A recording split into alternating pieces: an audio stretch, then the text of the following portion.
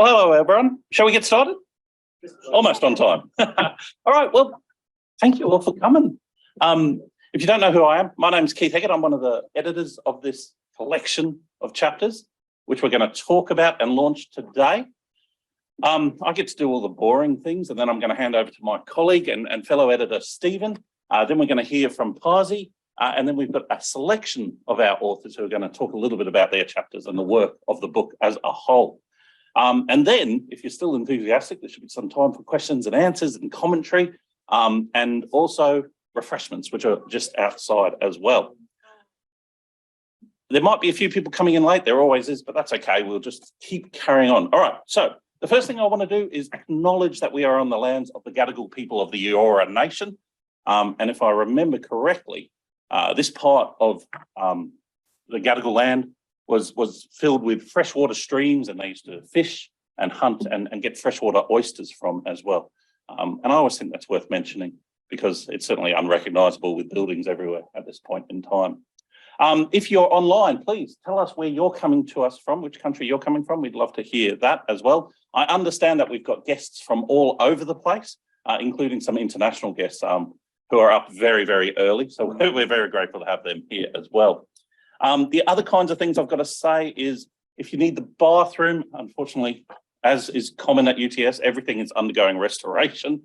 So the easiest way to get to the bathroom is to go out the door at the back of the room, down the escalators, and basically directly under where we are now. There's boys and girls bathrooms. Boys and girls, you can tell I'm a school teacher.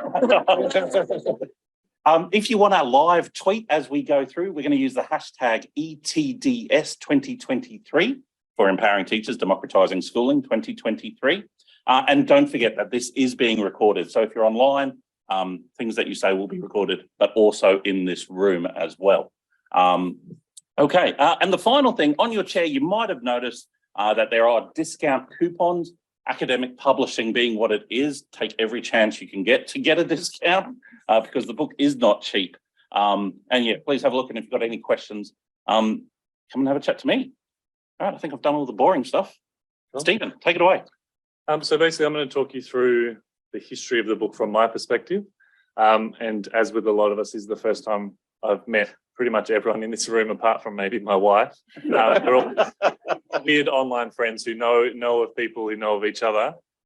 Keith and I were just trying to work out when we first met digitally, and I have a strong memory of being somewhere in Cambodia recording a webinar for the IEU as a non-member of the IEU, as a teacher in the government system, and just thinking this is a pretty bizarre situation. But to bring a lot of that sort of leads into this book. So Keith and I have worked on a whole bunch of different things, written articles, done little bits and pieces, run a lot of webinars and online training, teaching what we call learning design now, which I didn't know was a thing until quite recently, but hey, maybe I should rebrand. But for this book in particular, sometime around 2020-ish, Keith and I were saying, we were talking about teacher bashing, and we had a real strong movement from teachers saying, you know, the media's bashing us, we feel disrespected, all those kind of things. We thought we should put something together for that. And we originally were going to present it at Stuart Riddle's Reimagining Education for Democracy conference. As you know, I'm sure you all know the punchline of this story. Of course, that was cancelled. So we thought, okay, maybe we could, I don't know, we'll do it online or we'll do it somehow, some way.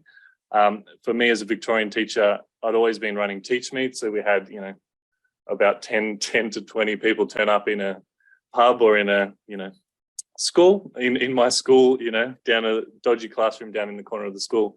And then when lockdown hit, I thought we could probably do Teach Meets online. And so we went from having about 10 people to having, you know, 400, 500, 600 teachers. And we sort of thought, oh, that's not bad. This is pretty good.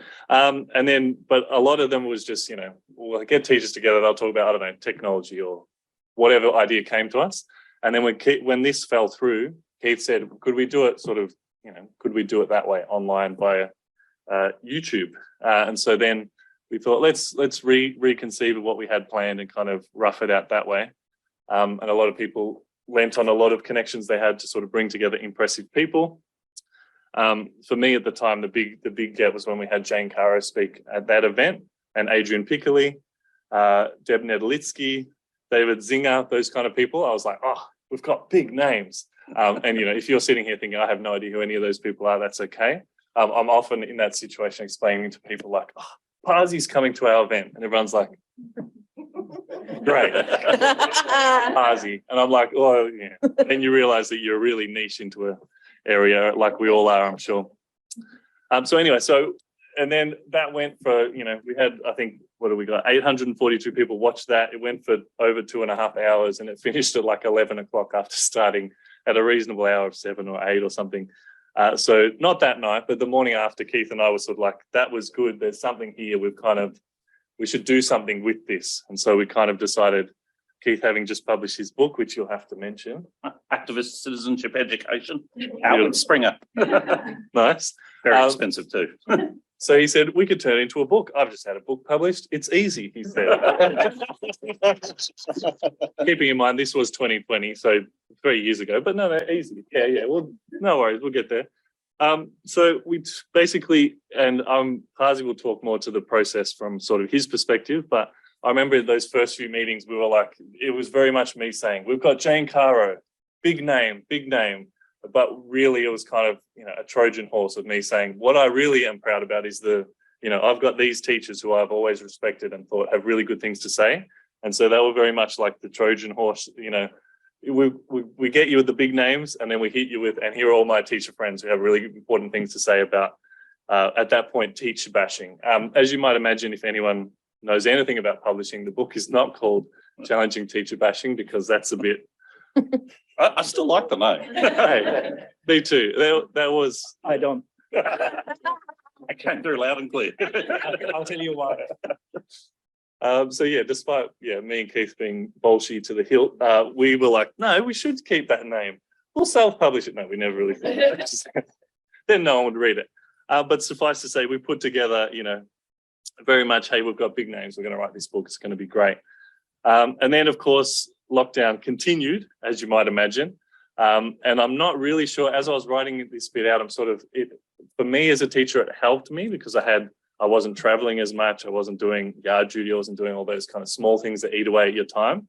But then I thought that sounds insane to say, well, being in lockdown was great for writing this book because that's obviously not how lockdown worked for anyone. But it was sort of positives and negatives, I think, for kind of us as people trying to write a book in that time, in that period. Very consciously, we didn't talk about COVID in the book, even though that was a big sort of influence on it, just because we hoped, and it's somewhat come to fruition, that it would sort of relatively pass us by. Unfortunately, in many respects, because not a great deal has changed. And just to say, basically, this book couldn't be possible without Cameron Paterson and the Flip the System books and Yelma Evers, who at least in nameplate alone is with us online at the moment at 1:30 a.m. in crazy hours. But yeah, so the Flip the System series of books made me realize that you could be more than just a teacher and that you might be able to publish and read books and write books, as we've got one sitting here with us today. So Yelma to me was the impetus to say, hey, you can be more than just a teacher and you can have influence beyond your classroom, which is important in and of itself, of course, and your school. But to have sort of a global impact like he has was something that I was like, didn't even consider a possibility. So Flip the System, and then of course Flip the System Australia by Deb Nedlitsky, John Andrews, and then Cameron Paterson. I'm going to make sure to get those in the right order because in academic publishing, that's an important thing. But suffice to say, this is very much I feel, or I hope, a continuation of that spirit and that kind of those ideas, those themes, and they couldn't exist without it. So that's me. That's that gets you from what started as a YouTube event that we all did from our respective bedrooms or offices or whatever with the kids, locked away and trapped wherever they are. I think Stephy was probably kneeling in her trademark spot. Yeah. So yeah, it's sort of come very much as a communal effort, people just saying we could share our ideas here. And then to turn that into a book obviously is a separate step and a whole bunch more work than just putting people in a room and get them to talk on a Zoom like we are now. But yeah, that's kind of the history of where we are. And Keith, over to you. Yeah, thank you. So before I became an academic, and that still feels really new and shiny, I worked for the Independent Education Union as an organiser for 5 years. And I remember I used to go a lot to these events, which had really provocative titles, and they were usually run by the Australian Council of Deans of Education or something like that. And they were usually fixing the teaching profession. And I remember one that was held at the MCG in the function rooms, an incredibly ritzy event. And there were rooms full of academics, and the speakers were, as you'd imagine, the politicians who all had to have their say. That's where I met Dan Tehan for the first, but not the last time. And then there was, who else was there? There were people with ideas of how they were going to fix education. And I remember something that really struck me was I guess you'd call him an influencer, who got up and said, the way we're going to fix education is increase the status of teachers. And I'm like, yes. What we're going to do is we're going to have a who wants to be a teacher, I'm a celebrity, I'm a teacher, get me out of here TV show, where every week there'll be teachers teaching, and whoever the children don't like, they get voted off the island. And I thought, this is not how you fix a profession, which I'm not convinced needs fixing in the first place. And at all of these events, whether they were student teachers or consultants or education academics, there was one group missing, and it used to drive me nuts. And it was the group that had the most to say, the teachers. And so when Stephen and I were putting together the Teach Meet and the idea for the conference, something that was really important to both of us was privileging the idea of teachers, not just teachers as participants or subjects in an academic research endeavour, but teachers as speakers to that research, as products and also as producers of that research. And that's what I think makes this book so interesting. So what we have here are thoughtful, detailed, good quality research articles, but in between them, speaking to them, through them, and creating a conversation, we have some really powerful, impassioned considerations of what it means to be a teacher in Australia in 2022 and 2023. And I think it's that kind of tension and that kind of nexus that actually makes this book an interesting product of research in and of itself, but certainly something that speaks to a much, much broader audience than just academics. And that's one of the things that was really important to both Stephen and I hope to all the authors as well, certainly from the conversations we've had. Teachers need to be a part of the conversations about the teaching profession. For too long, they've been ignored or marginalised or treated as the problem rather than those with a mechanism for the solution.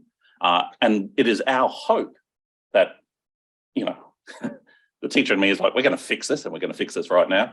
Realistically, it is our hope that this might be the starting point to fix that kind of problem, to make sure that teachers are the ones who have ownership over their profession as it goes forward.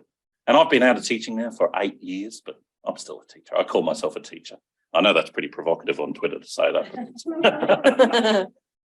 And so this is part of that journey. What we're going to do today, I'll have the conversations about teaching and education and what that might look like in the future. And we're very fortunate to have a very special guest who I'll hand over to Stephen to introduce. So I think I get the honour and the privilege to introduce Pasi, mostly because I'm not an academic, so I don't have to just read off your bio or read your LinkedIn. But for me personally, for me and my wife Jem as baby teachers, we went to Sydney, we went to the Opera House to the Festival of Dangerous Ideas in 2012, long time ago. And I remember we bought finished lessons, what I consider your first book. I don't know if it is, you probably got many more before, so don't quote me on that. And I just remember we were like, wow, amazing. And we bought our book and we lined up and I've still got your signature in the front page of it. So that's as embarrassing as it can get for me, to be like, yeah, we're colleagues, sure. But yes, so that's my personal story. You've recently become the Professor of Educational Leadership at the Melbourne Graduate School of Education in the University of Melbourne. So I did that off the top of my head. Oh, impressive. And that's exciting because you'll be down near my way. So that's good stuff. And we're honoured to have you and to hear your story of this book, which is, as people hear, is more involved than you might imagine. So Pasi, welcome. Thank you. All right, thank you. Good morning, everyone. How are you going? Very well. It's the first time I talk to other people than my family in about 5 weeks. I need to warm up a little bit.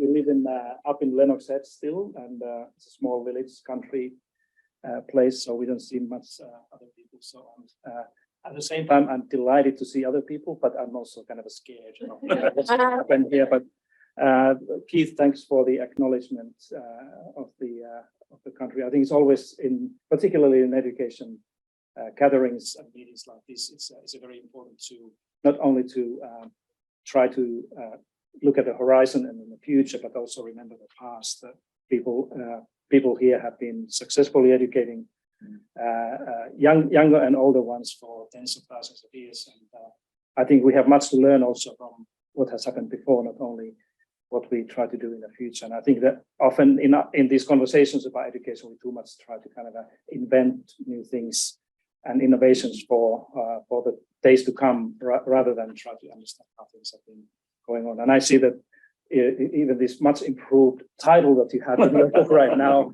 it has a kind of a direct link to the past and to the country as well, the empowering individuals and democratizing the communities. It has these two dimensions of individual and the community and country. So I think it's a very important thing. The other thing is that I want to say here up front is that I feel a little bit embarrassed to take this time of this morning here, because I think this should be for the authors and editors and publishers to speak about these things. But since you asked me to travel all the way from Lennox Head down here only for this and go back tonight, so I'm going to speak a little bit. It's probably going to be some notions from my books and notes about what do I think about this book and this topic, and I give you a little bit also perspective on my own situation here. And I fully agree that books like this can and should have an important role in pushing this conversation and debate in this country further. Somehow how we talk about education in Australia is not very much educated always. That is too much. That's why I understand that this challenging teacher bashing is a kind of attractive first title. But I think we can do much better here as a country and as a profession as well, to really try to have a conversation and dialogue about all sorts of things. So why I accepted the invitation to come here goes back to about 2.5 years when Springer sent me a proposal of a book. I had no idea what it is, but it had this kind of how would I say, not a very attractive title called Challenging Teacher Bashing. It was so bad that I decided to accept the invitation to see what the heck these people worked. Do you remember what the subtitle? I do not, no. It was, do you? No. Oh, okay. It was even worse. It says, upholding the role of schools and TAFE in Australian democracy. And I look at these titles 2.5 years ago and said, I don't understand a thing what these people, if somebody was offering me a book like this, I would even ask the next question. I would ask the next book. So this came to me, and as soon as I started to read about this, the first thing that really caught my attention was that it was not just the academics, that there's the blend of teachers and people like you, that you have a school background, but then you're looking at these things also from the academic research point of view. But there's a kind of a rich blend of people like Cameron and Beck West and many others who kind of brought this insight view into this conversation. And then academics trying to explain this thing. There's one thing that I left almost everything in the book already in the early phase, this whole idea of bringing something to this conversation. One thing I didn't like, and if you allow me to say this, and it was the order in which the chapters were in the beginning.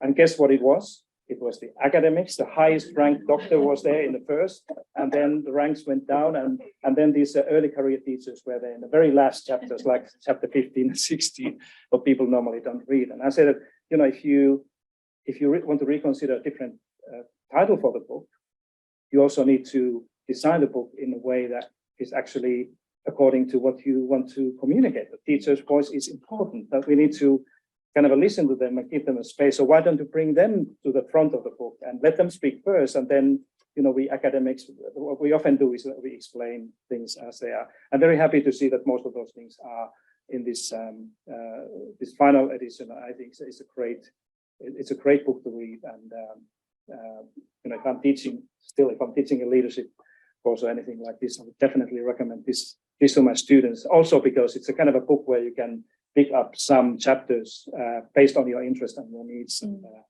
I particularly like the Cameron's chapter. Many others there as well that really speak to you about the important things that are happening in the classroom, and that should happen there as well. So I would like all of you, before I say anything else, anything further, I would like to ask you to join me recognizing the work of particularly the editors here and give them a good round of applause. Right now, it's a different thing. I've been editing a number of books. It's a different thing to write a chapter for a book. That's an easy thing. Anybody can do that. It's just, sit down for a while and write something and send it there. But, these editors and the publisher do the donkey work. And it's sometimes horrible amount of work that goes into a book like this one. It's fine if you have a very disciplined authors. Those are mostly teachers, by the way. But if you have more academics you have in the edited version of the book, the worse your quality of your life gets during the course of the editing, because they always ask for, I'm so busy that can I have another month? And then you have those academics who say that this is the ultimate truth about these things. You're going to change the thing because I know what I'm talking about. Even if the editors would say that, this is not really what how we want this thing to be communicated. So it's an unbelievable amount of work that goes into this. I personally think it's much easier to write a book by yourself than have a book of this size where you have a number of chapters that you need to edit. You've done a really great work also in the sense that you allow people to talk about these things in their own voices. And that's one of these great things in this book is that they are written in a different styles and different ways, and that you can almost like experience this thing there. Can I take a little bit time, not too much about talking about myself a little bit, so that you understand why I think I like this, and then I have some concluding remarks. But this Sydney Opera House thing, 10 and a half years ago, 2012, was my second time in Australia and this country ever. And the Sydney Opera House asked me to, not only that it was the Sydney Opera House, but they gave me a title and paid my trip here. And the title was Why Australia Should Abolish Private Schools. And, if somebody asked me to do a Sydney Opera House talk about that topic right now, I would say immediately, no, thank you. But that time I was not aware about this space. So I said, that sounds like a nice idea. That's just a little bit after the Finnish lessons were published. So I said, I'm happy to talk about that. And of course, I don't think like this, but that's the kind of a thing. And I said, I don't think that we should police private schools, because that's not the solution to the problem here. But we need to handle and manage those things in a different ways. And I was standing there in the Sydney Opera House main stage in front of about 2,000 people there, the full house. And I was like, what the heck did I do? But there's no way back anymore. So that was a conversation. But that's how I started to kind of love the education space here. And my first time here was 11 years ago, just basically literally on the date when the first conscript review was released. And I landed in Sydney, went to Melbourne on the day when it was widely discussed in the media, and that's how I started to kind of look at education here in a sense that, if people are serious about this Konski's panel recommendations and recognition that we have a serious issue in a structural failure in this country when it comes to funding, we are on the right road. But you all know that not much has happened ever since. And this is one of those questions that I think books like this may help to change the conversation to something else, something different. So about 4.5 years ago, I moved with my family here in Sydney. And that's an important thing because I've been here now almost 5 years as a father of the two school-age boys, and my wife is working in education as well. And so I'm looking at what's happening here in schools and the systems also as a parent, as a community member, not only the scholar. I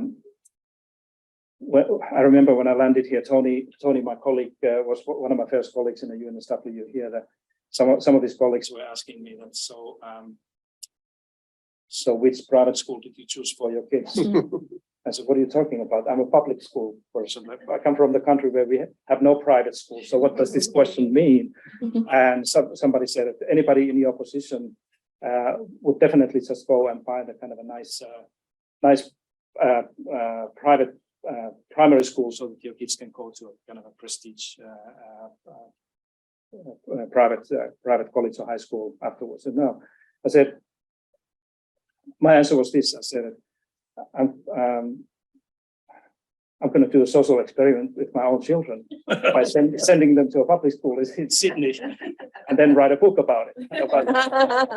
And that's actually what I'm doing because, you know, what happened then, now we live in Lennox, as I said, both of my boys went to a small independent school. So I have this experience about that. I don't want to talk about too much about that because it's not the point of this conversation. And now we are moving to Melbourne, where the boys are going back to a public school, and that will be the chapter of my book. But one thing I want to say, this is a kind of a probably more amusing anecdote about this education experience here. This was about day 3 in our new life in Australia 4.5 years ago when we landed here. And the boys, our older boy was in a public school here, and he wanted to start the school like on the day we arrived. And this was in October or November. I said, but you know, there's only a month or two school. Maybe you should stay home and start schooling in the end of January when everybody else. No, I want to go to school right now. So it happened, and a couple of days later, I got a phone call from the school principal where the boy was, and she was saying that we have a parents' meeting tomorrow, and we thought that this would be kind of a good opportunity for you to meet the other parents and hear a little bit more about the school. That if you would like to come, you're more than welcome. And something in my mind said, it's, you know, maybe this is something that my wife would like to do. I can stay home with the boys and cook and put them to bed, but you go. So she went there, and she stayed much longer than I thought. You know, it was like at 11 o'clock in the evening when she returned back from the parents' meeting at the school. And she was so excited that she could hardly close the door when she said to me that, you know, you never know what happened. I said, what? And she said, I was elected the vice president. I had no idea what the PNC was, but vice president, my wife as a vice president sounds like a good deal. So then I said, so how many other candidates there were? And they were not anybody else. So Tony knows what I'm talking about here. But you know, that because that's an important chapter of this, our experience is that she really worked. She worked longer hours than I did in the school without no pay. And it was mostly, you know, when I worked from 9 to 5, she worked from 5 to 9 in the evening, you know, talking to parents and teachers and going to school and doing all these things. Just crazy amount of work without pay. And I think that one thing that this country could do is to, you know, make these types of positions somehow recognized as part of the school, because there's not too many more important tasks than somebody working in the school who works with the community and is not necessarily part of the school, but helps people to have this communication. And my experience was that that's one of these very important things in this country, is to make sure this communication between teachers or the school and the community, the parents, gets in a kind of a right track. As long as it gets in the wrong way, there's not many things we can do. But you know, since then, I'm going to mention to you a couple of things that have been kind of a source of curiosity for me that I've been thinking about here. I've been working here almost 5 years now, and these are all why questions, and they are related to this book that we have here. So my first why question that came in very early as I came here is that why do we have so many great teachers? Many of them are here today, and many of them are on the pages of this book in this country.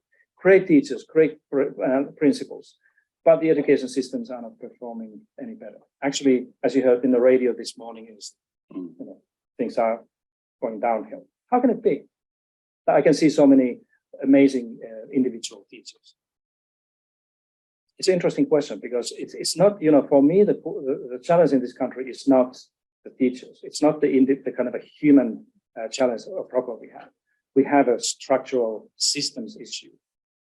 That whenever you have a kind of a luxury like we have in this country, have so many well-trained and passionate and dedicated teachers working in the schools in every state and territory here, but the systems are not able to make a benefit out of this potential and skills and creativity that we have in the school. It's a systems issue.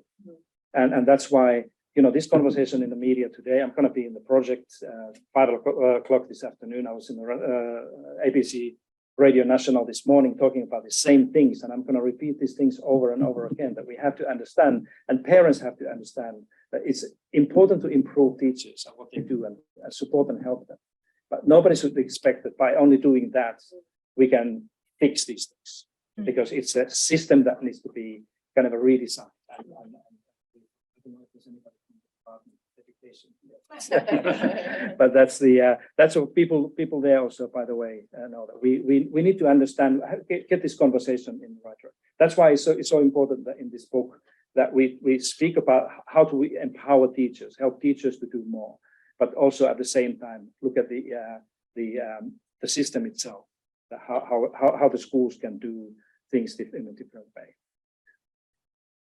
Then the other one, my second why question here has been, and it was here when I came here, and I've been just it's been confirmed by so many occasions and conversations and events that were mentioned here. And it's why is it so difficult here to accept that equity and excellence go hand in hand?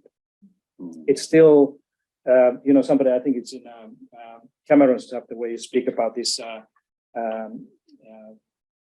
it's kind of a tension between left and right, and right, sometimes right and wrong, and other things, that people still seem to think that equity and excellence, it's a kind of an either or thing. Many people seem to think that if we take this equity seriously, then there will be kids who will suffer. And then there are those who just simply believe that they're kids who will never learn, and we should not waste our resources and attention to them.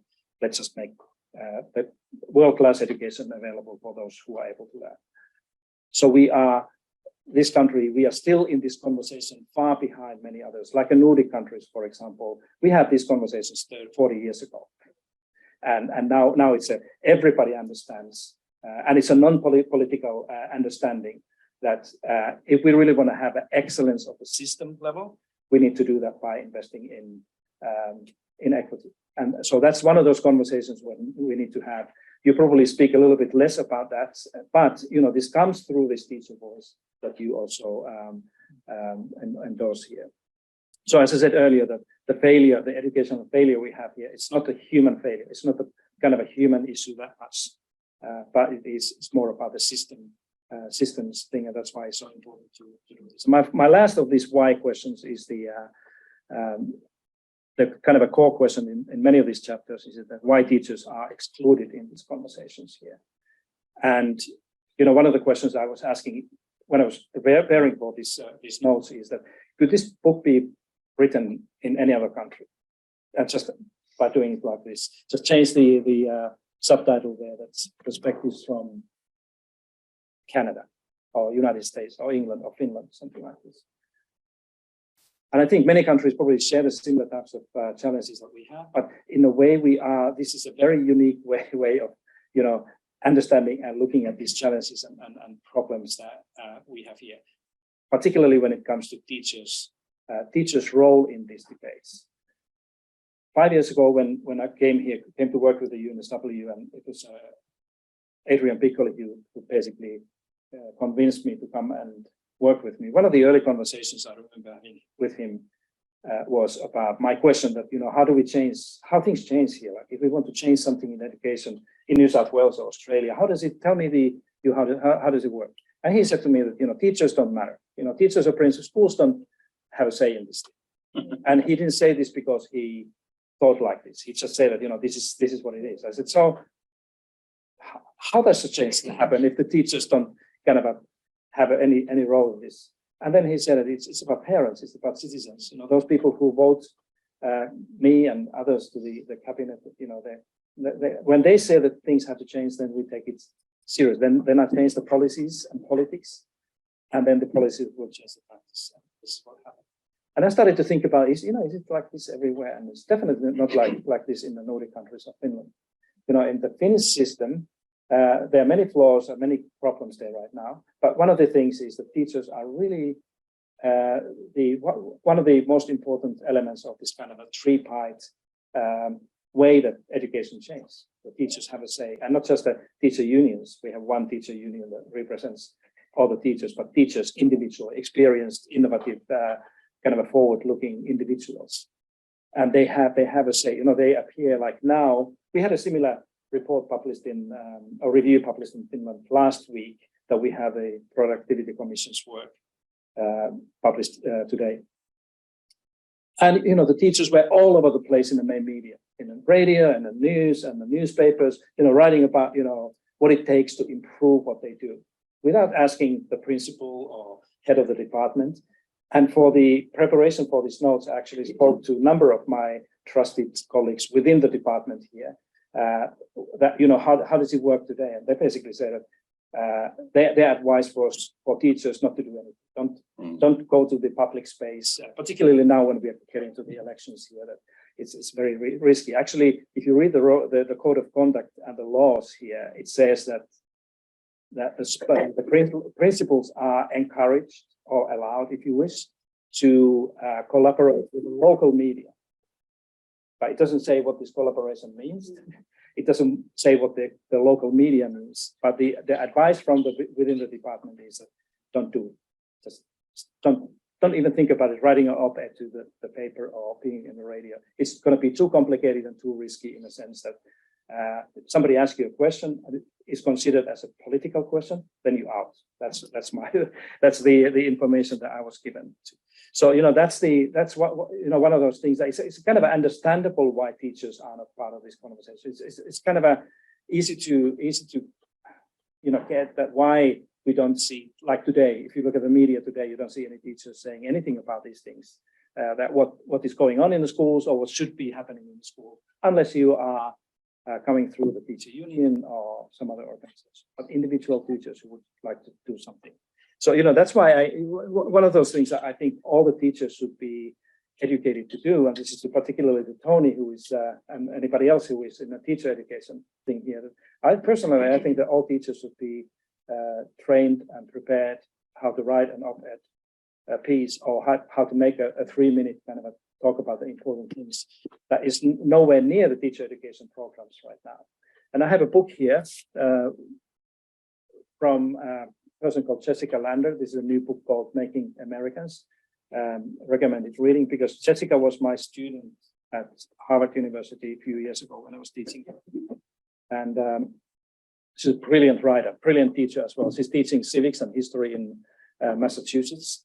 And she got so excited about this. One of the things I did Harvard in all of my classes was every student there, regardless of what you do, you have to learn how to write an op-ed. And I was able to teach part of that, but then I was working with the journalists, just like I was working in the UNSW. All my students there, they had to write an op-ed with the Sydney Morning Herald and the Guardian editors to help them how to think about these things, so that they, in theory, the teachers should be able to do that.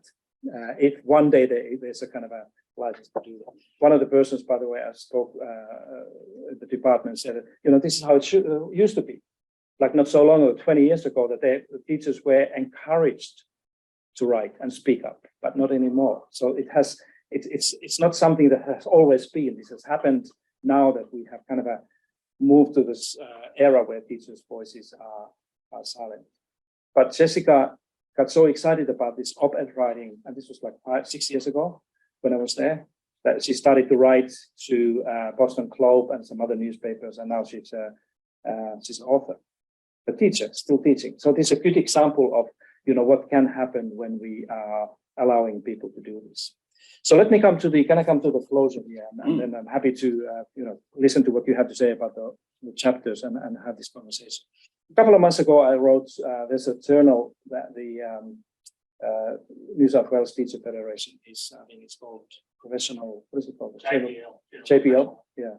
So they asked me to write a little piece there, and it was published about a month ago. It's called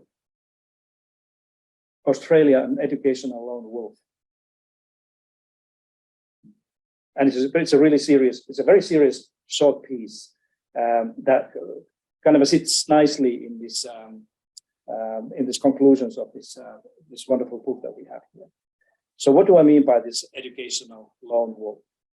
You know, the thing is that there are a couple of things. One is that in many ways, Australian education is very different than it is in most other OECD countries. And not in a good ways. I mean, different in the sense that it doesn't make much sense. Like, for example, that we have the longest compulsory instruction time in our primary and lower secondary school than any other country in the world. So why is that?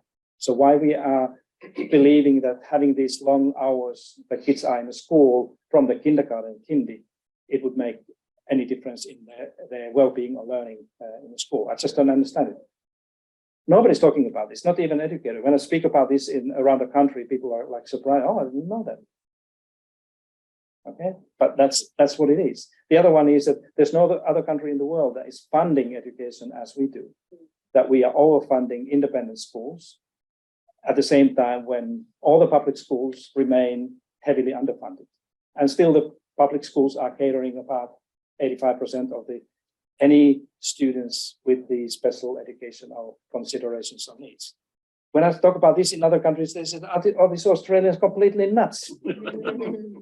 When they kind of expect better results when all these public schools that are doing the most important, kind of a heaviest part of the work remain underfunded. And this is what, you know, one of those conversations we should have a day like this when everybody's thinking about why the NAPLAN and PISA results in this country are going down.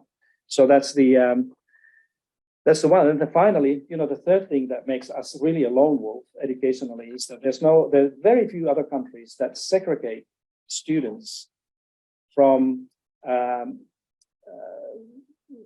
disadvantaged, socioeconomically disadvantaged backgrounds to schools where most of the other students are socioeconomically disadvantaged. Are you with me? So we have more than half of the kids who come from the poor backgrounds attending in the school. Well, most of the kids are like that. And you don't need to have a research, but you can have if you want to, but you don't need to have a research to understand that that's a bad idea. And there's a lot of research actually showing that when a student from a disadvantaged background goes to a school where most of the kids are not like him or her, the benefits are massive. And I try to communicate these things to these powers that be, and it's like blowing in the wind. People that just don't want to hear these things. So you know this is what makes us a kind of a cultural lone wolf. So what is the solution? You know, the interesting thing that you probably do not know unless if you haven't read this piece that I wrote is that there's a thing called International Summit on the Teaching Profession that was launched in 2011 by the OECD and Education International. Education International is the umbrella organization of all the teacher unions representing about 40 million teachers around the world. It's a very unique kind of a marriage of two organizations, OECD that runs the PISA and TALIS and many other things, and then the EI that represents the unions. But they decided to bring every year, only by invitation, 20 best performing education systems in the world, the minister and the union president, and this is a requirement, it has to be minister and the president of the union or any of the unions to this summit. It's normally I've been speaking in many of these summits. It's normally a two-day thing in different countries, OECD countries around the world. New Zealand has had it, Finland has had it. It's been in the US now twice, Portugal, Netherlands, different places. And guess what? Australia has never been there. But we have been always invited. Every year, the OECD and EI send an invitation to the government here to join and have a conversation about the teacher shortages, about the teachers' agency and voice, teacher education. Every year, this country, the government and the union have declined. It's mostly the government has not responded to this. This is a shameful situation that we are, in this way, we are really truly an educational lone wolf because we think that we don't need an international fora like that we know how to fix these teacher issues and things. We know what we are doing. And we would have, by the way, also so much to give to these other participating delegations and countries there. But now you're going to do that at that level because we are saying no thank you to this invitation. So I wrote to the current federal minister and said that one thing that you can do that doesn't cost too much money or time is that you next time when you get the invitation from the OECD and EI, next one will be held in Washington, DC. Just say yes and take the AEU president with you and take a little delegation of advanced teachers or principals with you. Go to the Washington, DC and just tell what we are doing, but also listen carefully what the others do. What are the conversations that are taking place in other countries and establish these networks and connections and try to learn a little bit more about what's going on in other places. And I think that that's really where the hope is. And for me, the final question when I was reading this book again this week is that what would a truly empowered teaching profession look like? And you're actually asking these questions in this book. And also that if we think about the democratic education systems, what are they? And you actually in your conclusion chapter, you leave this as a kind of a conversation, but these are part of the conversations that we need to have. And I stop here, but once again, I want to congratulate the editors and particularly each and every one of the chapter authors for writing this book. And now the challenge that we have is to make sure that this will be read and used, and this goes to the university education courses and programs. If not the compulsory reading, but at least the people need to know that there's something like this. It's very important that our unions here also recognize this work and that they are using or sharing this information through their channels. But thank you very much for this. And of course, this will be about the book, but if you have any questions afterwards, I'm happy to take those. But thank you. Thanks so much.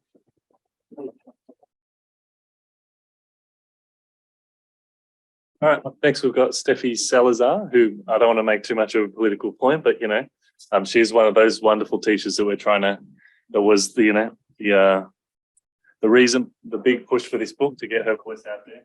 As a first time author of this kind, currently working on her own book, which is good stuff, nice work. All off her own bat, obviously nothing to do with this.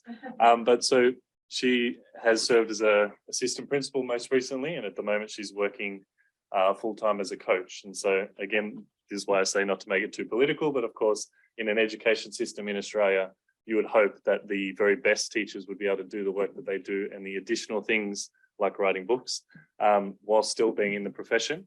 That's not the case for Steffi at the moment. As she goes out into the world to support teachers as a coach, of course, that's not a loss to the profession in any meaningful sense because she's still one of us doing the good work that needs to be done. But it just goes to that kind of idea of, a good system would encourage, reward, and sort of keep those people within the system. But having over to you. Thank you. Or I'll start crying. Oh. Hello, everyone. My name is Stephy Salazar, and I care way too much about our new teachers, which is what my chapter is basically all about. I'd first like to thank Stephen and Keith for thinking that my story was worthwhile to be part of the Teach Meet and then to be part of this book. You've made me an author and you've given me the confidence to think maybe my ideas are worthy of being shared. And Pasi, I know you said everyone can write a chapter, but for me it was a journey and pushing through a lot of imposter syndrome to get here, but I'm here and I'm just so thankful. Thank you to my husband, Michael, who would, he's just over there, who would never dream of being a teacher. Probably couldn't think of anything worse. But he pushed me to be a teacher, and he was there at Macca's at midnight with me, making paperclip chains for my Year 1 class the next day. I think you're the real MVP.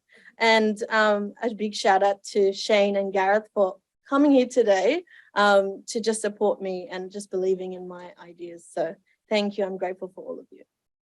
So 2013 was my final year of university, and it's when I started the Macquarie University Education Society. I wanted to create events with my pre-service teacher friends because we had so many questions, and I wanted to mirror what it was really like to work in schools and what it was really like to have your own class. I also started PST Chat that year, which is a pre-service teacher chat on Twitter, to connect with teachers and leaders online, which inspired me with so many ideas about how schools could be.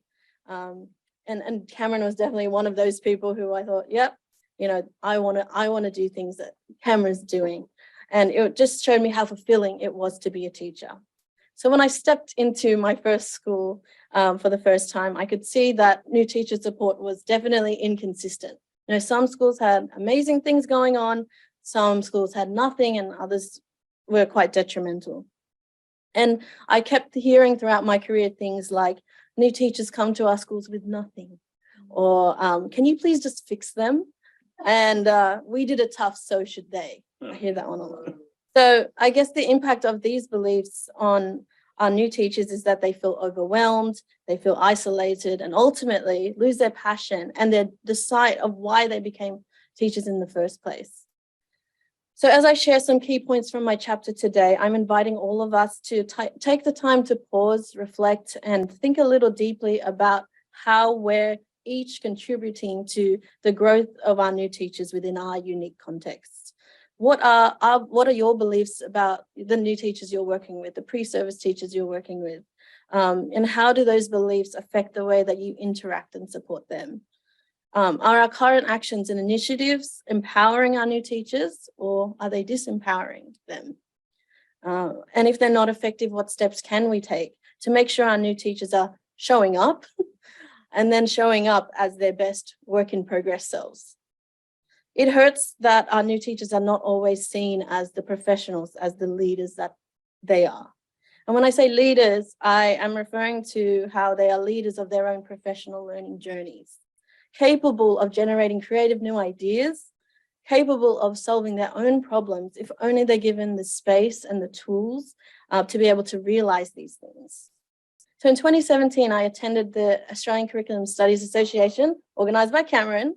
I attended a workshop on building communities of practice, and we were asked to write down on our post-it note, you know, what our vision was. And I wrote down, I'm going to ensure that all new teachers feel supported, encouraged, and empowered.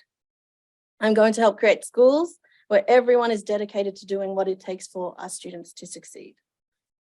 Since then, I put the time, the energy, and the focus into supporting new teachers across the country and attracting others who believe in them as much as I do and learning from their brilliant ideas.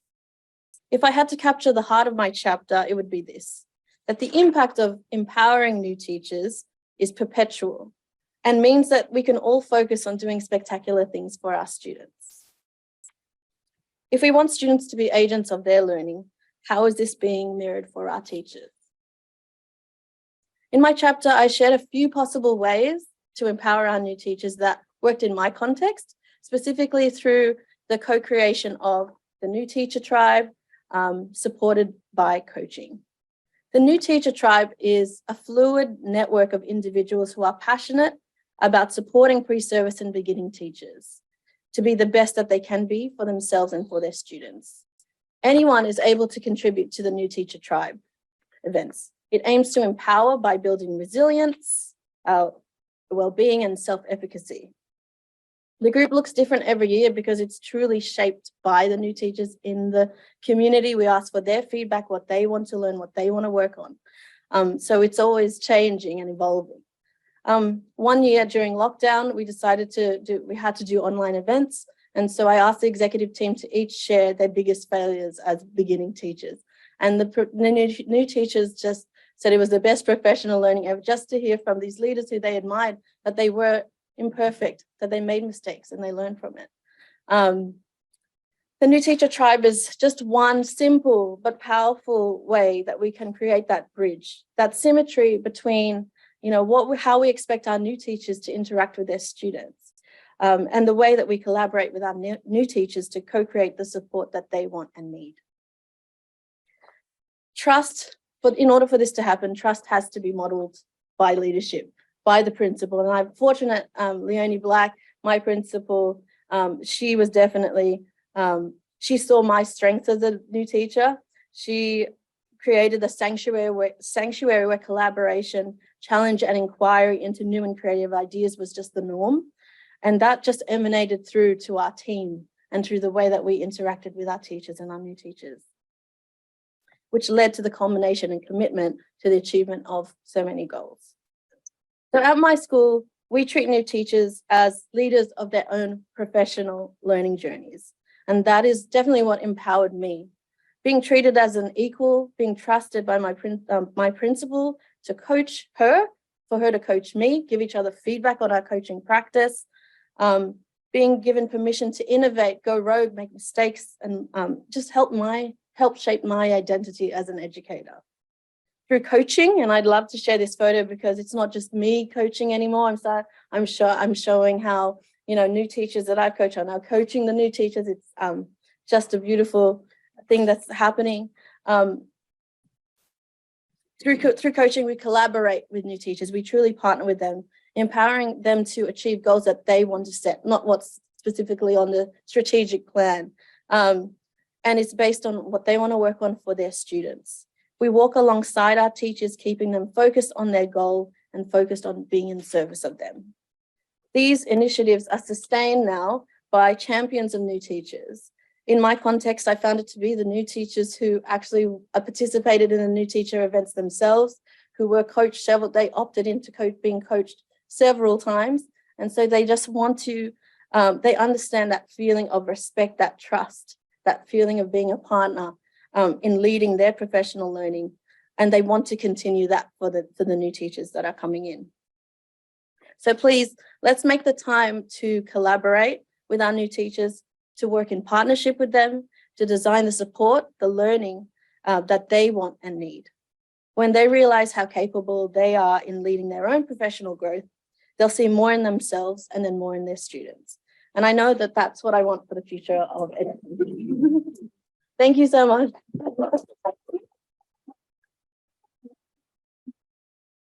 I feel like a little bit like the Grinch because Steffi was like, "Can I just show a few slides?" And I'm like, "No slides." But like all good teachers, she's completely out. I'm a primary teacher. I'm bringing trouble. Thank you. The next person, and we're just going to roll on, and Steffi obviously is a teacher, but now we're going to invite one of the academic authors to say a few words. And in the interest of full disclosure, I should say that this person was one of my supervisors when I was doing my PhD. The PhD that never ended. It felt like it went for at least 20 years. But throughout my PhD, she was an inspiration for me because she taught me in so many ways what it means to be a teacher and an activist at the same time, and the way the two roles are actually complementary. So she wrote a chapter with John Buchanan, who's in the room here just in front of me, called Teachers as Change Makers, all about activist teaching practice. So Associate Professor Nina Burridge, you're online, take it away. Thank you, Keith, and thank you for those kind words indeed. I'll begin by acknowledging that I'm actually sitting at my desk in the land of the Kayamagal people in Manly because I didn't want to infect you all with COVID. Although I'm getting to the end of it, but yeah, being locked away in my room for a few days has made me think about what I'm going to say today anyway. So, and I'm really delighted to be part of this launch and the publication itself. So thank you, Keith. You've been tremendous in putting it all together, you and Stephen. And so what I'm going to do, I guess, is to reflect a little bit. And thank you, Steph, because so much of what you just said now actually fits in with what we're talking about as far as training teachers too, and as far as empowering teachers to be activists, to really make a difference.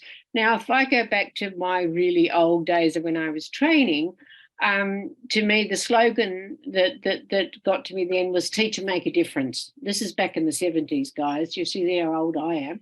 And funnily enough, my best teacher, and we all probably remember our good teachers, was a history teacher, Mr. Tonkin. And guess what I did? I went and became a history teacher. Went to UWA and trained to become a history teacher. And the other aspect of that, in those days, the beginning of, well, not so much the beginning, but the idea of critical pedagogy, the emancipatory education, the Paulifreerian period was really at its height. So it was coming very much into vogue. And of course, it was the 70s. We were all, quite radical in many ways as well. So that really, I guess, gave me the incentive to be that teacher that would implement change that was positive. And I think, even though I think John's younger than me, but certainly that's some of the influences that we have spoken about in this particular chapter too. So the problem, and when I was teaching in the 90s and at university in the 90s, of course, the teaching profession was in demand in terms of, but there was a huge surplus of teachers too at that particular time. So, it wasn't necessarily the crisis that we're in today. At the moment, we have a real crisis in teaching, but we also have a real crisis in the division between the private system and the public system. I just want to give you one point before I go on to my points about the chapter. I've been doing some work in schools, just supervising student teachers, and I go from private schools to public schools. And I went from an eastern suburbs private school to a selective high school on the Central Coast. I could not believe the difference in the buildings, in the structure, in the resources available in this eastern suburbs private school, and the huge amount of money that was being spent on this and that, the auditoriums and pools. And then I went to this other place when they had, the old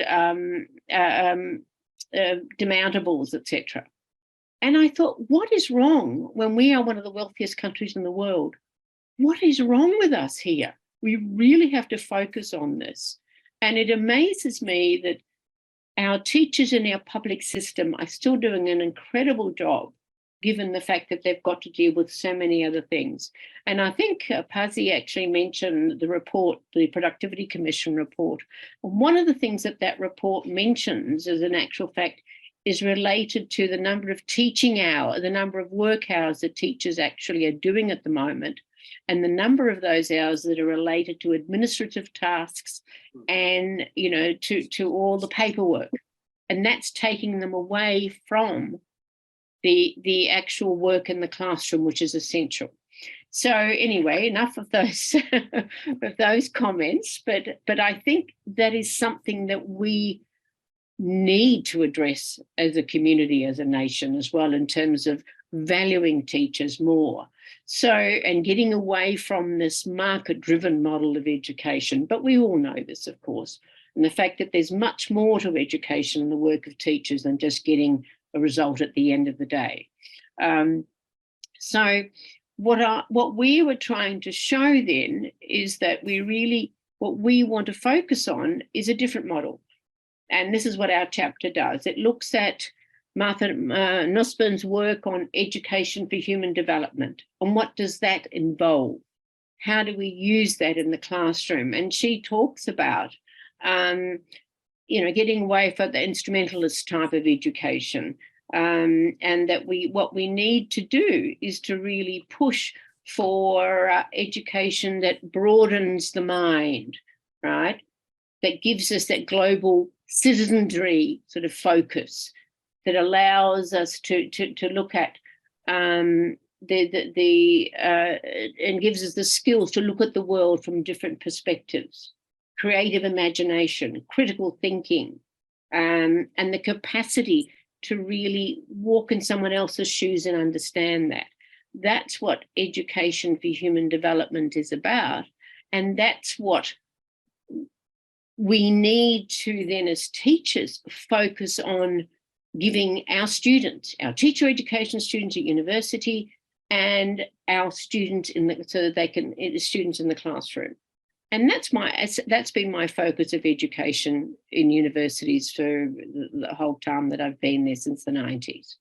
That it's about community, it's about social justice, it's about human rights, and it's about the right of each of us, wherever we are, to have access to education.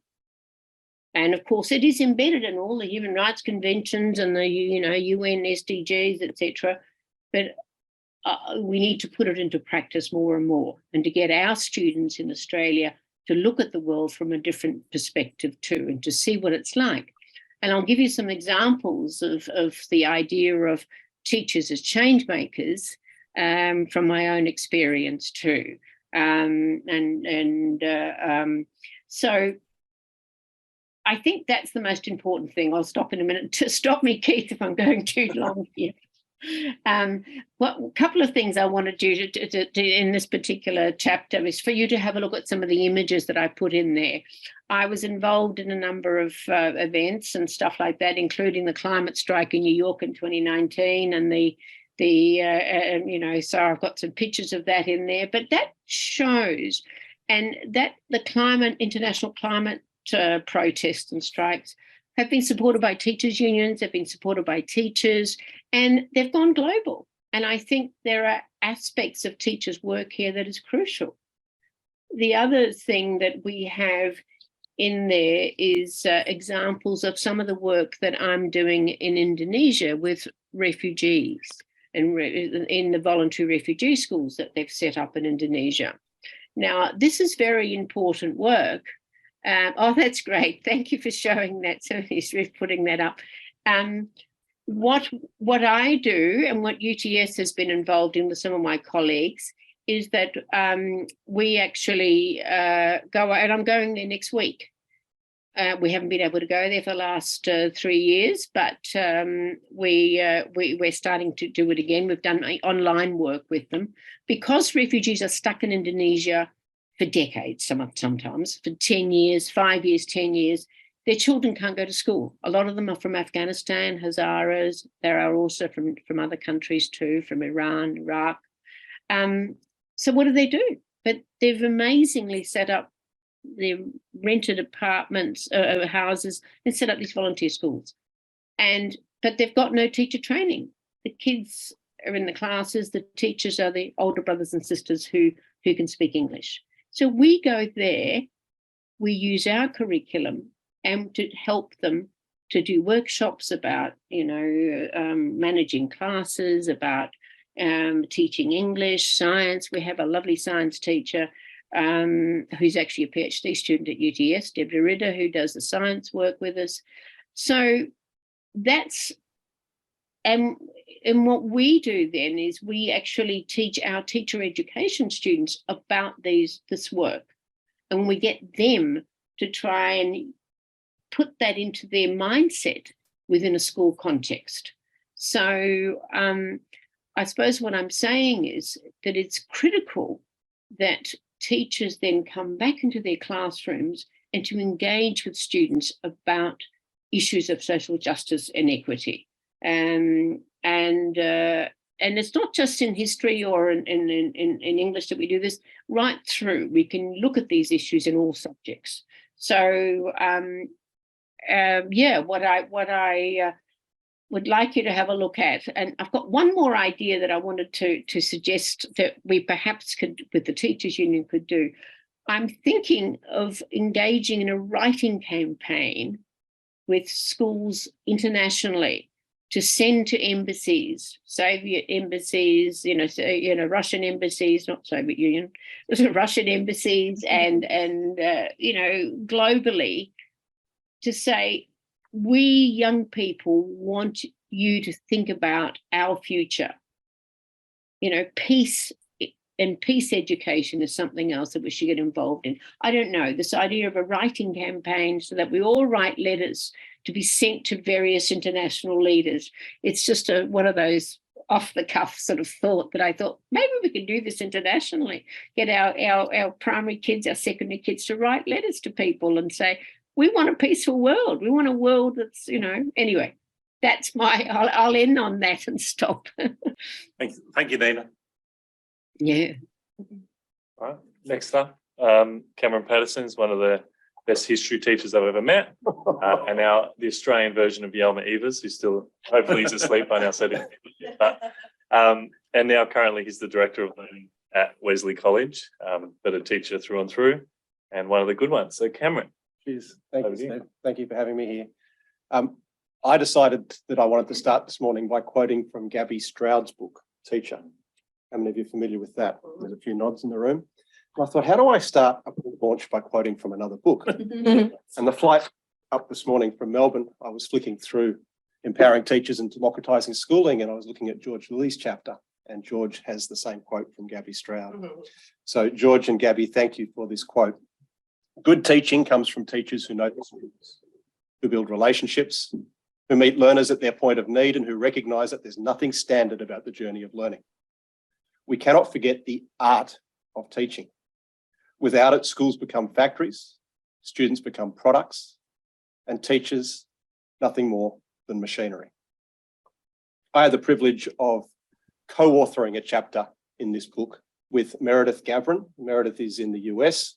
She is a school founder in New Haven, and she has an extensive experience with an organisation called Facing History and Ourselves, which is an organisation that uses lessons of history to enable students, encourage students to stand up to bigotry and hatred. It's very powerful. And if I was to capture it in one sentence, the central argument of our chapter is that teachers' professional freedom and creativity are essential to the survival of democracy. I find it really helpful to co-author with somebody else. I learn a great deal in the process. I get to work with a respected colleague. But more than anything else, quite often when I present and when I write, I do fall into a pattern of being a little bit negative sometimes. John and Deb will often say, flip the system, that they're the positive lens and I bring a slightly darker lens. So allow me about 60 seconds just to slip into that negativity for a moment. All right. School education is becoming a much more bureaucratised system. It's asking more of teachers. It's getting less from us. It's becoming harder to exercise pedagogical freedom as standardisation is consuming. And these overpowering bureaucracies are stifling.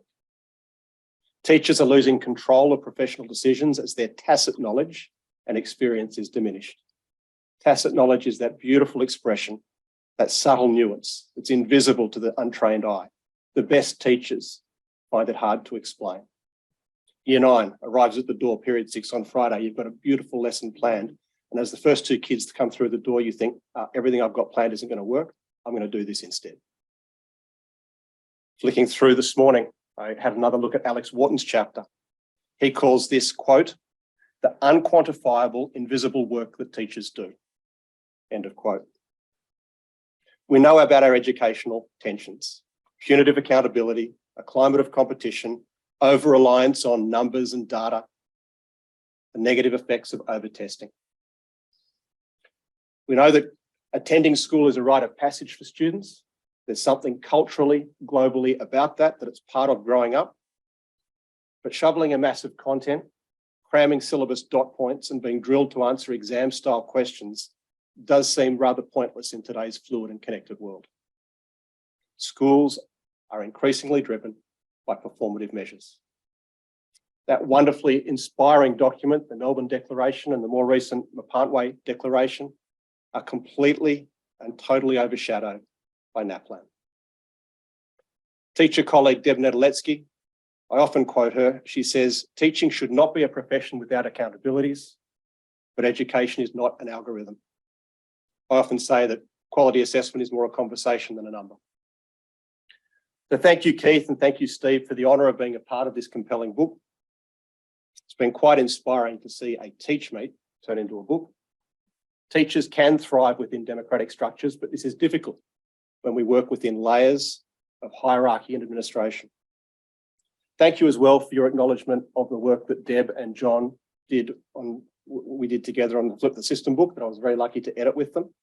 I really appreciate the way that you really skillfully build on this idea of teachers talking to teachers about teaching. It's such a deceptively obvious approach. We learn more in the staff room, the car park and the pub on a Friday than we do in any mandated professional development session. Teaching, I'll come out of the negativity, is an extraordinarily positive, powerful and rewarding career. It's an art. It isn't a delivery system. Every day I go to work is exciting. And one of the allures is that there's no absolutes. We don't know what's going to happen. We don't know how it's going to unfold and there's no clear-cut answers. It's not our job to prevent risks when we turn up in the morning. It's our job to make it safe to take them. Our goal is always to create young people who are going to become independent learners for life. A few weeks ago, Anthony Albanese spoke at the Woodford Folk Festival, and he warned that democracies are under threat from corrosive, insidious forces. Democracy is something we have to fight for. We need to teach this to our students. We need to model it. Schools play a central role in this, and we need to relentlessly reiterate this in the noise of high-velocity capitalism. Democracy only works when we as citizens are aware of our role in protecting those democratic principles. For democracy to thrive, we need a well-informed and thinking citizenry, and that has to thrive as well. Teaching is a creative, political and human act. Thank you so much for having me and Meredith involved in this book. I appreciate it. Okay, we've got one more chapter author to speak, and this one's a little bit different. And I'll admit, I got it entirely wrong when somebody from the business school here at UTS said they wanted to submit a chapter to a book all about empowering teachers. And then I met Mihajla, and I read some of her work, and I realised that this was a person who deeply understood the nuances and the challenges facing teachers and facing education systems. And I was thrilled when she sent in her chapter, which became part of this book. So Mihajla is a senior lecturer in the UTS Business School. I should say that first. Thank you so much, Keith, and congratulations also, Keith and Steve, for bringing together a really fantastic collection of works. It's quite rare for academics to actually be writing alongside the people that they often speak to and interview. So that's fantastic. And I suppose a bit of disclosure as well. So I am sort of the product of the public education system and parents who have been in teaching forever and ever and ever. So these issues are kind of embedded in my soul in a little bit of a way. So my chapter looks at how we can be empowering teachers and giving voice to teachers, looking mostly at the more of the industrial perspective on these issues. So I do sit within the business school, but I do work very closely with colleagues in the education faculties as well at different sort of universities. But really looking at the role of teacher unions in this space, which we've already spoken to a little bit today. And we know freedom in education is being completely constrained by these forces of neoliberalism, marketisation, school choice, the very fundamental foundations of what it means to have democracy in education is really being challenged. And we know the outcomes. There's been a huge body of research which has shown what have been the outcomes of these forces that have crept into education. We have competition between schools. We have this idea of school choice, which is a little bit of a myth. We have this lack of trust within teachers. We have teacher burnout. So my chapter kind of tries to step on from these issues and sort of ask this question that Pasi also raised of, well, how can we change the system? We know what the issues are. We know what the problems are. What can we actually do to be changing some of these things? What agency do teachers actually have to have voice within this context? What power do their representative organisations, unions, what power do these collective bodies actually have to resist some of this narrative that is out there about the education system? And how can we start to articulate a bit of a different vision, a bit of a different pathway for education as well?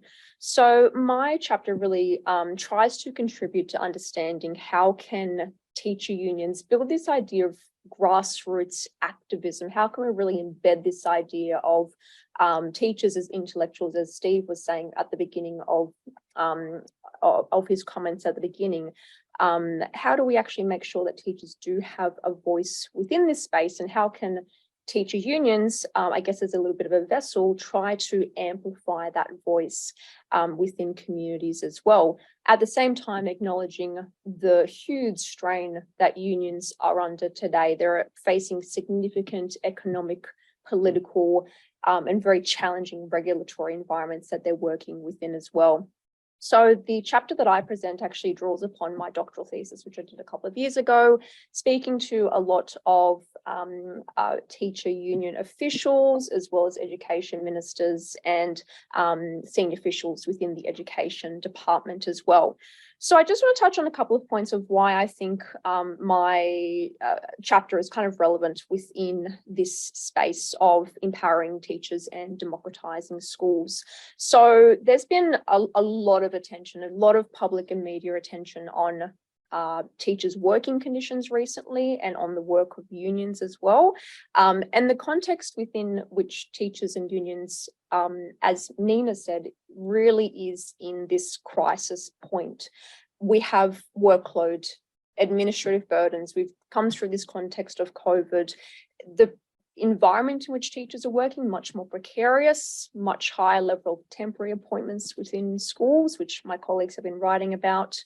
Endless new policies being imposed on schools in terms of salaries. We have a legislative cap on teacher salaries within New South Wales. Unions are operating in this time of declining unionism, and the ABS statistics have just recently pointed out further declines. The capacity to be taking protected industrial action has been more restricted and more restricted over time. So the space within which unions are actually working to try and agitate some of that change is really hard. And through my research, I've been trying to grapple, okay, what can be done essentially. But unions, teacher unions in particular, do have the highest level of membership globally, particularly within the major Western capitalist economies. Teachers do remain one of the most organised professions at that global level. So just to very briefly share some of the points before we wrap up the panel today. But I want to talk about how teacher unions have tried to really develop this notion of teacher activism, underpinned by this notion of grassroots intellectualism that Antonio Gramsci actually talks about. So I talk about how teacher unions have tried to develop this organizing culture within their union, really underpinned by collective values, and really trying to ensure that teachers do have that voice, do have that presence, do have that capacity to be articulating their ideas through mediums such as writing, for example. So really what this also sort of means is this idea of a bit of a technical term, but what's called unionateness. So how can you make your identity as a teacher and your identity as a union member one and the same? So really close to what Keith was sort of saying, that kind of, teacher activist notion. How can you really harmonize those ideas together? So you're not only a classroom teacher, which is a significant role, but how do you actually drive some of that change within the profession at the same time? And just a couple of things of what I was sort of finding within my research is building that idea of a culture of activism right at that school level, right at that grassroots level. And some of the initiatives that Stephanie was talking about, for example, connecting teachers in those sort of spaces. Also connecting teachers to social justice issues and social justice activism, like Nina was talking about on climate, for instance. So being quite active on issues facing educators and education, but also issues facing the community, issues facing people at that global level. Also being able to really localize issues. So we talked about Bonsky, we've said, billions and billions of dollars is important for public education, but what does that actually mean when you come into the classroom environment? How does that connect to the student that you're teaching within the classroom? What does that actually tangibly mean? And being able to articulate the dollars in that sense.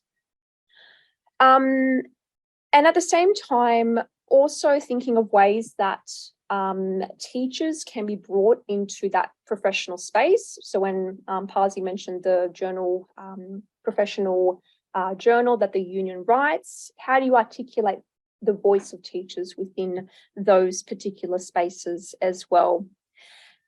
And also through the work of campaigning, being able to really articulate what is the vision of public education that we do want. We talk a lot about the negatives, as Cam was saying, of, you know, these are the problems with education, but then being able to step beyond that and say, okay, this is what we want. This is the alternative vision. This is what we can be doing for students and for education in Australian society as well. So just a couple of points from my chapter, but again, thank you so much and congratulations to Steve and Keith. Thank you. Does everyone want to stand up for like 1 minute and shake? Because we've been sitting for a while. And then what we're going to do after that, I reckon we do maybe 15 minutes of questions. I'm sure you've got questions for the panelists, for Pasi, and then we'll break for some refreshments. How does that sound? All right, let's do it. Okay. There will be some questions online. Amy is looking after those. So Amy, when you're ready to jump in, just sing out. And if you've got questions here, I'll probably repeat them just so the people online can hear them, and then we'll get the person to answer them. So, you got some online already? Yeah, let's do it. If teachers are not supposed to hear about excellent and equity issues in Australia, then how can change happen? So there is a form of informing the general population and educators about the seriousness of this problem. Yeah, all right. So the question was, you know, if teachers are restricted from talking to the media, how can they actually make change happen? How can we get their voices out there? That's a really hard question. I'm not going to answer it.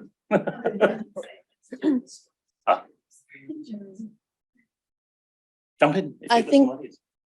I think just recently having my first stint with the media and also the department trying to train me and perhaps things I should talk about, things I shouldn't, and I should steer clear from. I feel like, you know, that's been a reality for me recently, and it is hard to navigate. It is hard to say yes to opportunities as well, because you're afraid of saying the wrong thing and, you know, putting the profession down, or, you know, so it is hard, but I think that we need to have the courage to share our stories and get more of these brilliant stories from different teachers across the country out there somehow. And I do try to, when I'm on the news, try to encourage, you know, I do applaud them and positively reinforce how they're contributing to the narrative and sharing great stories. We need to continue doing that through writing. Recently joined TikTok, and that's another interesting, fun space to be in. But there are different ways we can show how amazing teaching actually can be and bring back that joy. So hard to navigate, but there are ways. I like I'm just drawing together a few things that people were talking about, because, you know, Pasi spoke about the op-ed things that you make your students do, which I've never even thought of in initial teacher education, but I'm certainly considering how can I make that happen now, because it's partly having courage, isn't it, Steph? But it's also partly knowing how to present yourself and the way to write a story. But is this something that unions have a role to do? Yeah, I was thinking about that as well. And I was also thinking about the point that Pasi mentioned about who are kind of the gatekeepers of power in this situation. And the idea of parents came to mind. And the other thing that I was going to say is I would love to think that people are out there reading my papers and my academic research and finding the answers within that. I don't think that's always the case. I think it really does come from the voice of those who do have that lived experience. And when you do have that tension about the risks involved in going to the media and being asked to have comments and things like that, one of the other strategies that unions have been using over time as part of their work is, how do you bring parents into the fold? How do you also really educate parents about the issues that teachers are facing within their school, and kind of use that as your leverage to have that voice as well? So, yeah. Do you want to jump in?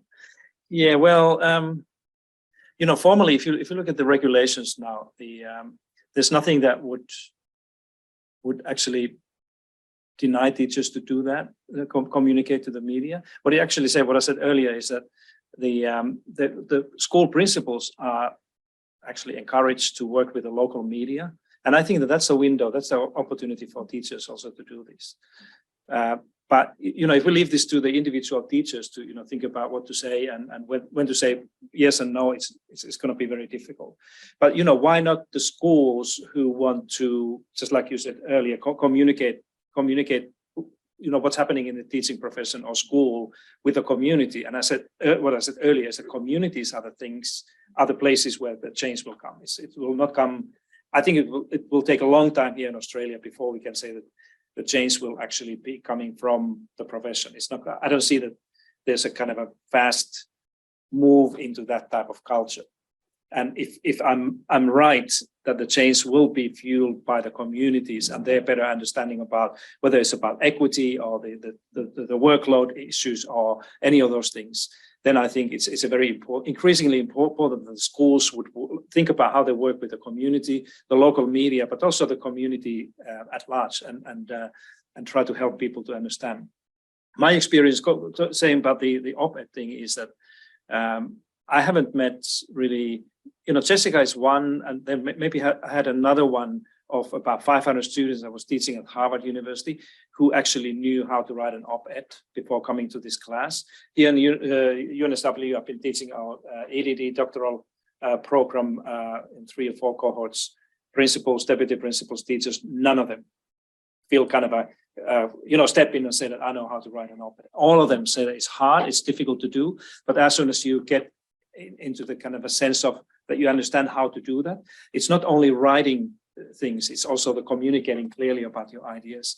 And what is something that we haven't mentioned here yet and probably shouldn't is that the chat GPT that is now 7 weeks old can do an op-ed in a second, and much better than we can do. So there will be those who say that teachers don't need to do this because the artificial intelligence is doing this much better. But this is more about thinking about how you communicate things to your community, and that's the power of the op-ed thing. And as soon as you kind of get the idea how to do that, it also helps you to communicate. Stand up in front of the people and speak for 1 minute something that makes sense. Otherwise, it's going to be, in education, we often say that, my topic is so important and large that I need 45 minutes to say what I have to say. And, if you go to radio, TV, you don't have that luxury. You kind of get the question and then you have to kind of go for it. And that's exactly what I think teacher education probably is the place where we could do much more in helping teachers to, not all of them, but those who feel like I want to develop the skills so that I can communicate about these things that matter in my work or our school or community, and then use those skills to make make a difference. Because I think Tony was like, on the back of that, I'm a teacher academic, 13 years in drum by trade, and I still volunteer and work in schools to keep that going, and I've got 3 primary schools myself. But just quickly, I was on my own on Twitter quite vocal and was told to back off. So we all interested. But my comment, I think, is I'm really excited to read the book because. But what I feel like is that we're a sector that's divided. And I think that's our biggest problem in, rethinking democracy and, getting that moving, because we really need to. And one of those divides, I think, is around private and public education and the way we talk about it in the media. Because parents who send their children to private schools are demonized. And it's very different to, sending your child to a public school in the inner city than if you live out in Mount Druitt and sending your child to a public school out there. And I live in Western Sydney, by the way. So parents that live in Western Sydney make choices about their children's education that I don't think they should be shamed for. And we talk about the differences in schools in private and public schools, but there's differences in public schools in the city and public schools out west. There's also differences between public schools in the city and Catholic schools out in country New South Wales, where I've also taught. So this idea that Catholic and independent schools are ripping money out of the public system, it's not true. We have a funding system that is fundamentally broken, and that needs to shift.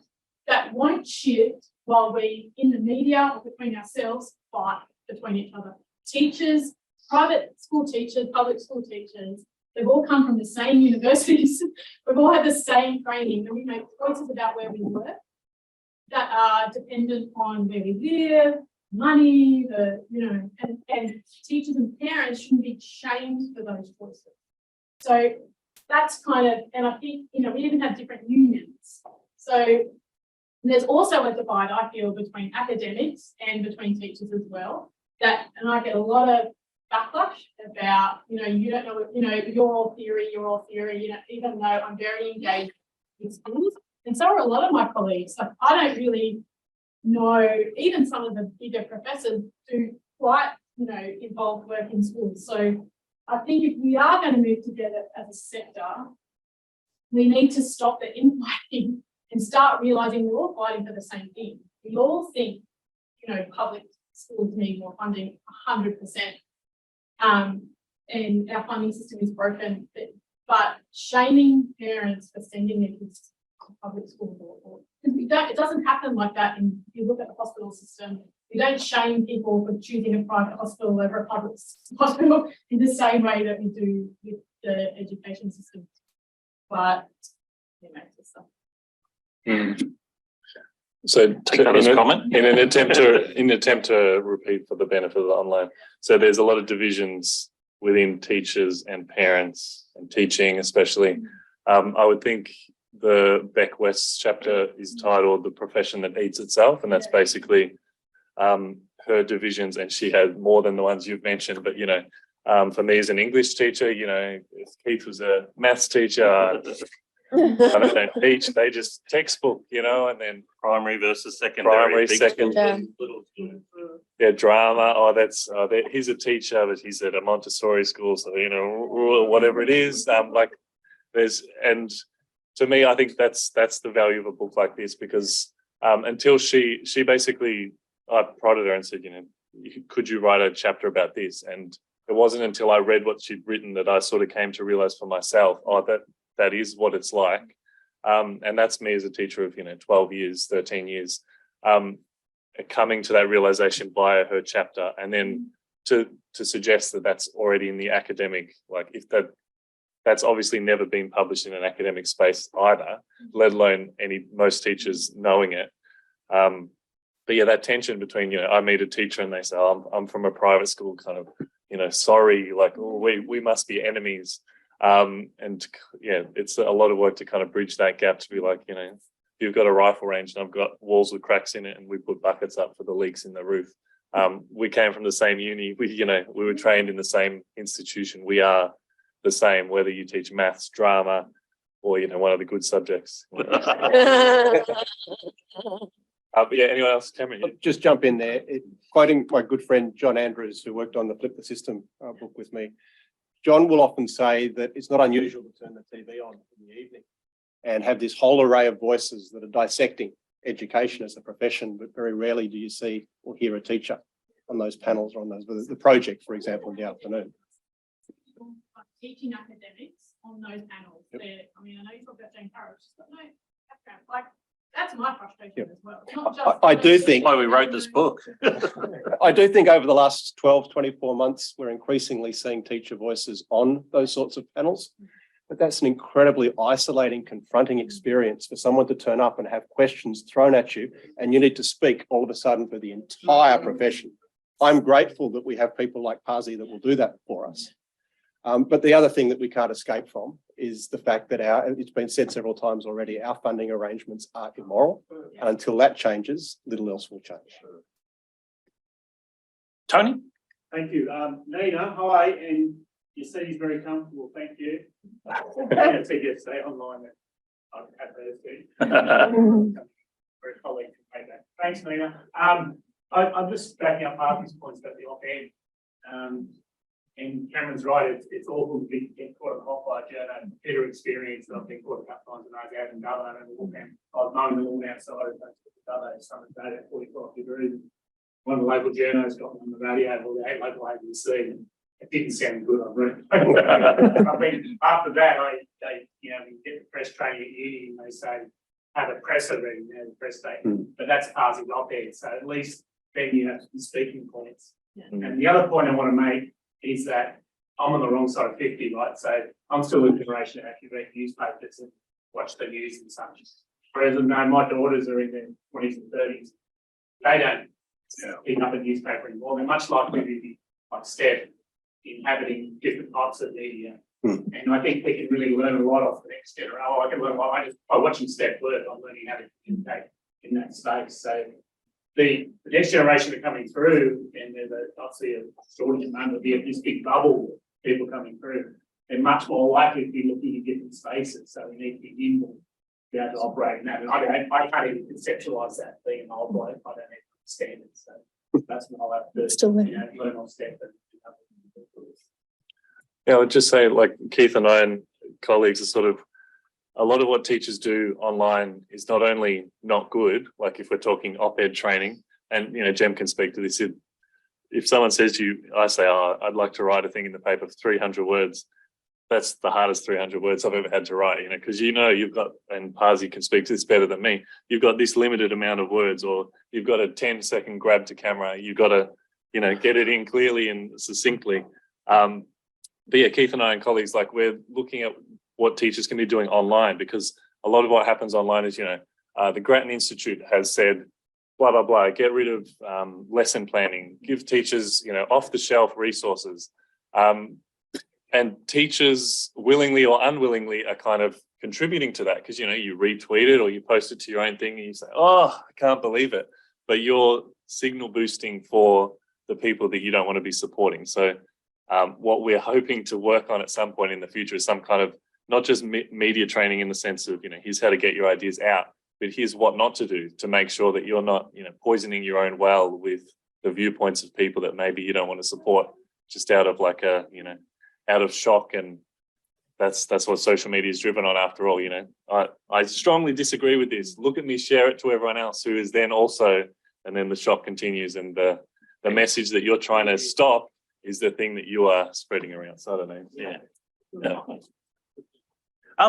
See, this is the problem, you get a bunch of teachers in the room for hours, but I'm not going to make you do that, as much as I'd enjoy it, because I know there are some refreshments outside. But before we do, I just want to do some real quick thank yous.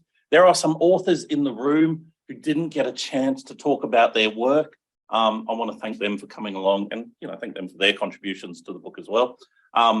Amy Cotton, who's also an author in the book, she's been doing all the online stuff. I really want to thank her as well. I want to thank UTS RESHUB and the LLE Research Centre for supporting us in doing this.